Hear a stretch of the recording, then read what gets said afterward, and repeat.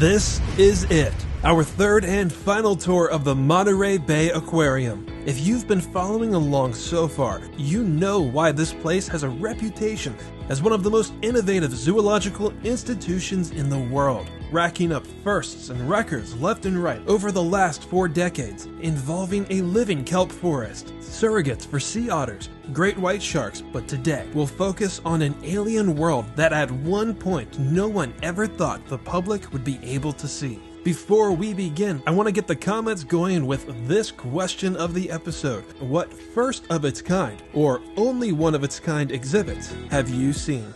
Our last stop appropriately looks like it's in a basement. Some like to say that Into the Deep was decades in the making. The Aquarium and its sister institution created a small-scale deep-sea gallery in 1999 that focused on the Twilight Zone, similar to the one at the California Academy of Sciences. Because the attraction was so successful, they worked even harder to find out how to care for species that live even deeper than the Twilight Zone. And by 2022, they unveiled North America's largest deep-sea exhibit. The first section introduces you to the MBARI team that helped make this gallery possible. This is a topographic model that reveals a lot of their studies took place in the underwater Monterey Canyon that twists and turns almost 300 miles offshore. It's 7 miles wide and reaches 2.5 miles at its deepest point, making it the largest submarine canyon along North America's coast. Into the Deep is also connected to the 1.2 million gallon open sea that we marveled at in part 2. It's supposed to show that tuna and sharks are willing to dive really deep to find food, but also having this lower level makes it seem like you've just journeyed from the surface of the open sea and descended into the deep.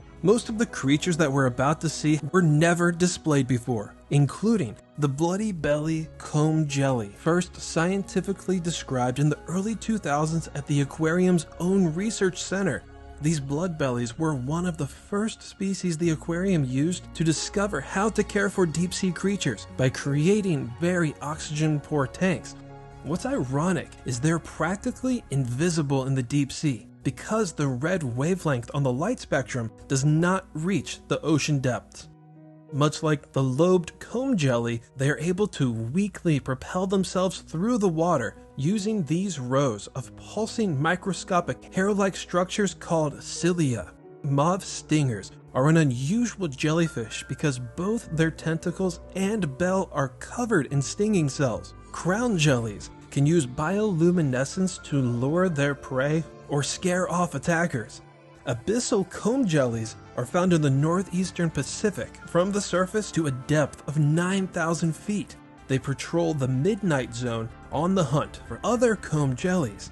They also have cilia in its mouth that act like teeth, but a lot of their other prey produces bioluminescence, which should give them a glowing gut and make them a target for other predators. Fortunately, this crimson color can absorb this light and keep this abyssal jelly camouflaged.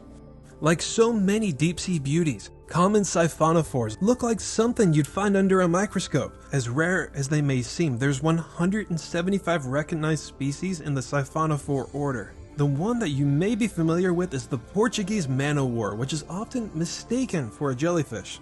Every siphonophore is actually a colony of individual parts called zooids. In other words, an organism made up of other connected organisms linked together to move as one, and scientists describe them as deadly beauties. To trap their prey, they'll cast a net of retractable tentacles, looking for plankton and krill. In fact, common siphonophores often eat more krill in the bay than whales do. As you might expect, one of the gallery's greatest features is education. From showing you how spookfish move their eyes, to immersing you in a room of pulsing bioluminescent light, to a game called Eat or Be Eaten, where you become a deep-sea creature and it's your job to survive in this harsh environment. That brings us from the midwater to the seafloor. There wasn't as much floating going around for me to get better looks, and I was really hoping to get any kind of movement from the hagfish, but at least the creatures in the diorama were kind enough to be out in the open and stay still. The display starts off in darkness, and is only lit up when the projection of a Research Institute rover appears, revealing a small interpretation of life on the muddy plains filled with life-sized models. Some of these species may not be on display, but are still being studied by the aquarium in the wild. Seamounts for underwater mountains support an array of invertebrates, fishes, and in this case the world's most diverse display of deep-sea corals. A lot of seamounts are remnants of old and actively growing volcanoes, and that volcanic activity creates a scattered oasis of hot hydrothermal vents, belching water that can reach 700 degrees Fahrenheit, but at the same time, it shoots nutrient-rich chemicals, minerals, and bacteria that supports a diverse community of organisms. Into the Deep's largest display shows that one animal's passing can spring new life. A whale fall is a term for a temporary ecosystem when a massive whale passes and sinks to the bottom of the ocean. It's not exactly something we want to hear, but it also provides an abundant amount of nutrients for up to 50 to even 100 years for hundreds of seafloor creatures. This is just a mold of a sperm whale, but I came across one source stating the aquarium is permitted to attach cameras to a real whale carcass, sink it, and allow visitors to watch the decomposition. The artificial whale is guarded by Japanese spider crabs, arguably the most famous deep-sea resident when it comes to aquariums, so I expected to see them, but I got a good jump scare from the Australian ghost shark. They are not sharks, but it's believed they genetically diverged from them 400 million years ago. The Into the Deep exhibit is teeming with newly discovered life of which we know very little about, but not exactly with ghost sharks. They're often caught recreationally and commercially off southern Australia and New Zealand, and are sold as silver trumpeter, whitefish, and the more popular fish and chips.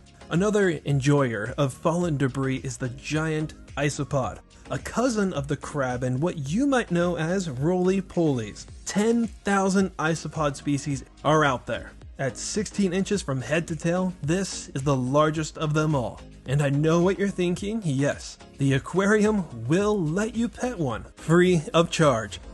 And that, my fellow zoo and travel enthusiasts, is where we will end our jaw-dropping, inspiring ocean exploration through the Monterey Bay Aquarium. Of all my travels, of the 50 other zoos, aquariums, safari parks I've been to, none of them have even come close to making me feel connected to nature as much as the Monterey Bay Aquarium does. If you're looking for an attraction that was designed to wow its visitors while expressing the value of conservation, you need to put this place at the top of your must-see list. If this isn't the best all-around aquarium in America, then it's at least the most educational. Even though this is our last tour for now, I'm not necessarily saying farewell. The scientists here are constantly innovating, so you never know what incredible record-breaking project they'll create next. So until next time, please stay tuned, stay wild, and thank you all for joining me at the Monterey Bay Aquarium.